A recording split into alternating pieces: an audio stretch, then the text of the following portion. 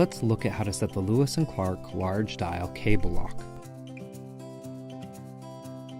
Set the lock to the factory preset combination of 000. At the base of the lock, you'll find a knob or a button. Pull the button down and twist 90 degrees.